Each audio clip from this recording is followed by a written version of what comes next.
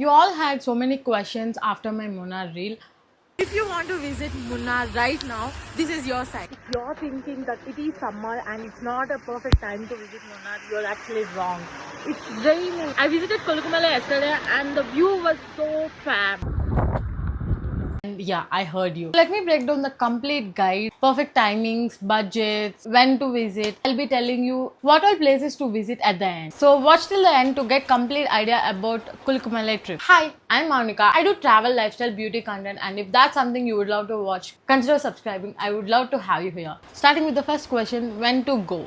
To be honest, winter is the best time to visit Munnar, but it's also amazing all year. I went early April, it's like 4th and 5th of April, and it was so cool, rainy, and refreshing. And many of you asked if June is a perfect time to visit Munnar or not. So, actually, it is good time to visit Munnar in the month of June because June is when monsoon starts and it is a great time to visit Munnar at that time. It might be foggy as it is monsoon season. And the second one is stay. If you want to visit Kolukumala, you should stay at Surinelli, and you can stay at stays like Host Yard, Camper Campy Wood, or any other tent stay is fine. Price ranges from 1500, 1800 and above. And the only issue with the stays is that you should actually pre-book. If you think that you'll get the stay after reaching Munnar, everything will be occupied. So it's better to book early or pre-book. Third one, transportation. I went from Bangalore to Munnar by AC sleeper bus for 1300 rupees. Return buses were way expensive, like more than 3000 rupees, which made no sense. So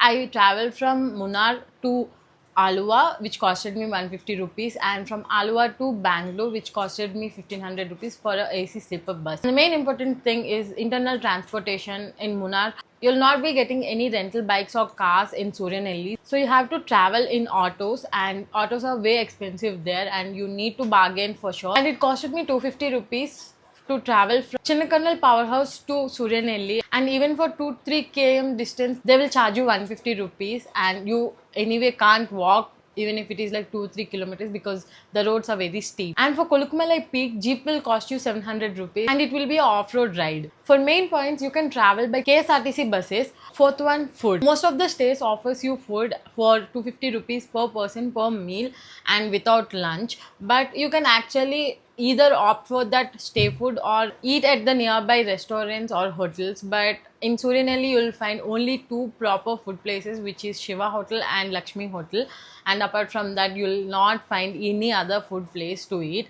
But it will actually cost you lesser than that 250 rupees for sure. Coming to the main point, adventures and places to visit. You can actually visit Kolukumalai Peak for the sunrise, but it will be so crowded, which is why I visited Kolukumalai in the evening around 4 p.m. to 6 p.m. Literally clouds were passing over me and I saw clouds for the first time and I was so excited at that moment. Even the crowd was very less in the evening, which is why I got very great photos at the Kolukumalai Peak. For the adventures, you can actually try ATV rides, zip lines, or even tree nests by the Lost Trail Adventures. I'll try to add their Instagram ID below.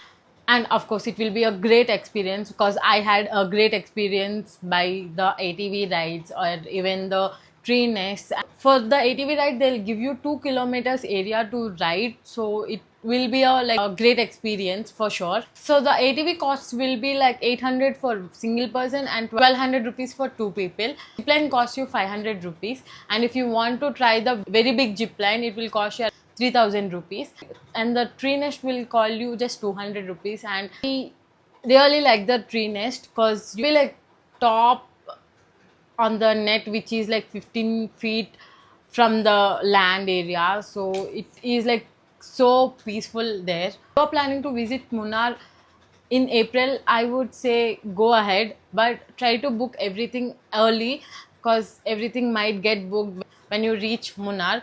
I hope that I have answered most of the questions that I got on my Instagram reel, and if there's any other questions, let me know in the comments so that I can answer you directly there. Also, let me know about your Munnar planned trips in the comments, and I'll see you in the next one. Bye.